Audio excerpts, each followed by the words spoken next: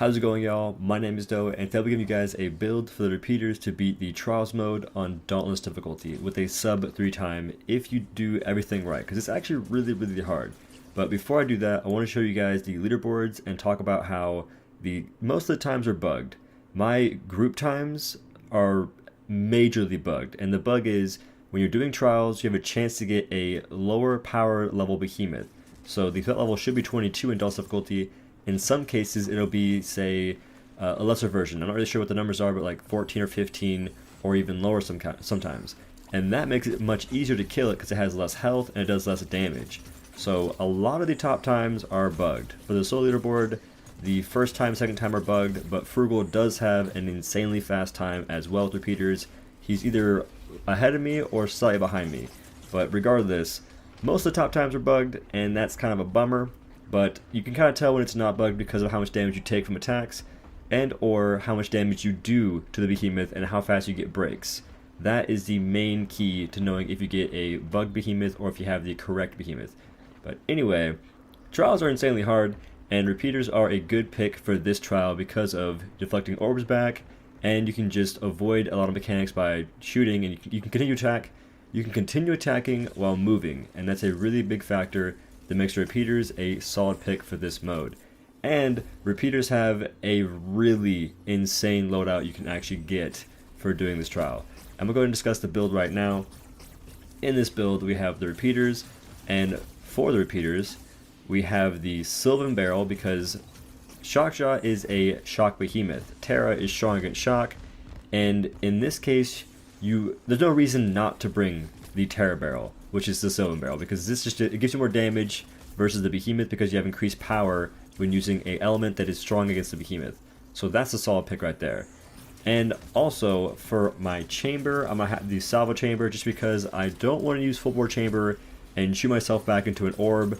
I don't want that to happen whatsoever. Not a great time, don't suggest it. I might try and get a good time with this eventually, but I'm just really scared to do it, and I much prefer the salvo chamber. It's a lot quicker, and it doesn't put you back away from the behemoth or into danger on accident. For the grip, it's captains because I'm solo. If I was in a group and my teammate had the captain's grip, I would run the savage's grip in a heartbeat, but that's just me. Now for my mod, I have the Tactician's Magazine, and this is a new mod for repeaters, and it's probably the best mod, and even if it's not the best, which I think it is, it's the most fun mod. So, empowered reloading at exactly 0 ammo, decreases the cooldown of both abilities by 4 seconds.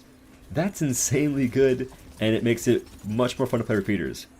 Your cooldowns are shorter, and you can do more attacks more often. It just gives you more buttons to press more frequently, making the repeaters a much more, I guess, button-intensive weapon to play instead of just holding left click, and that makes me really happy. And now for the Prism, it's going to be Searing Prism because it's the best in slot right now. You use it on every single fight in the game. That's just how it works. And for my gear, I'm going to have the Reza helmet, which is going to be Light's Crown, the Hellion chest piece, which is going to be called Hellplate Cuirass, I can't say that word, and the Rezakiri gloves, which are Light's Refuge, with the Koshai feet called Stride of Thorns. And my lantern is Ambermane's Rapture, and I'm picking this because I think I saw Frugal using it, and I don't know what his explanation was for it, but I know that the damage from the lantern should be giving you the correct damage, because like I wouldn't normally use Drastic Lantern, but that lantern is shock, and I'm pretty sure it does very little damage to SharkzzzHD Zyga, since SharkzzzHD Zyga is also a shock behemoth. Plus the attack speed makes you shoot faster, you can get more reloads in, reduce your cooldowns more often, and you'll also be proccing Searing Prism more often with more attack speed. So that's my reasoning behind it. I think the damage part could be scuffed, but I'm not sure why it would. But anyway, for the perks of this build, we're going to have +6 Aetheric Attunement, Berserker, Conduit, Molten, and Predator with a +3 Fleet-Footed. Now I will explain the Berserker cell. This is a new cell. So I have a video on the cells if you want to watch that, but regardless, the Berserker cell has a negative effect, and this effect is when using it at any level, you'll lose max health. At +6, you'll lose 300 max health, and that might sound rough, and it kind of is, but it's a good thing because the benefit is really nice. So after dealing damage, gain 3.5% damage for 3 seconds, stacks 10 times.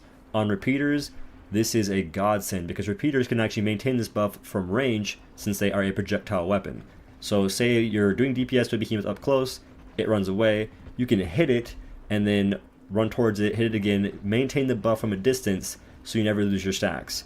And this is a really nice thing for just DPS in the game, especially for repeaters. And speaking of DPS, you're going to need pylons and tonics to do the most damage possible to get the fastest time on the Trials leaderboard you can, or just do it as fast as you possibly can. And you're going to need the Inspiring Pylon, which you place a pylon that grants 25% increased damage dealt from all nearby slayers for 45 seconds. And you can bring 3 for a hunt if you have, I think, a certain Slayer Mastery or Behemoth Mastery. Now, you also need Frenzy Tonics, which grant you 50% increased damage dealt for 60 seconds, and they also grant you 30% if a Behemoth is enraged. And finally, the Aether Drive Tonic, which grants 100% increased Lantern generation from all sources for 60 seconds. And this is important because you also have Conduit, so this will give you, for one, more damage from your Lantern because you're doing more hold to casts, and it will also make it easier to maintain Conduit attack speed because you have more hold to casts going.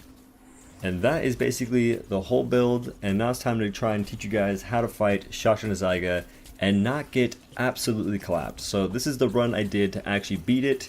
I got a 249, and I actually messed up quite a bit. It was kind of my bad, but the run was good because it wasn't on a weak Nizaga. It was on the correct Nizaga, and that was all I really wanted.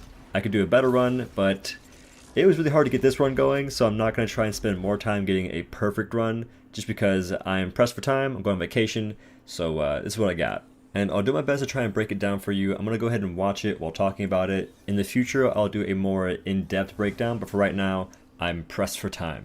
So, for the first run, for the first start, you pop your potions before going and landing the jump pad thing.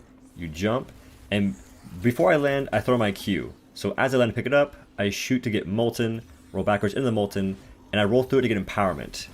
And then I keep DPSing it while dodging. And here, get as close as you can so it doesn't trigger the pylons initially. Doing this, staying at the face of the behemoth during this moment, makes it so the pylons don't go out, and you can just DPS for free and not worry about that. And the hope is you enrage it, and when it's enraging, it will, again, keep DPSing you. And in a perfect situation, it won't pylon until Aether Form. And that is just insane.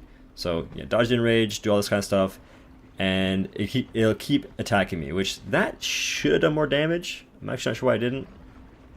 But that wouldn't one-shot me, I don't think.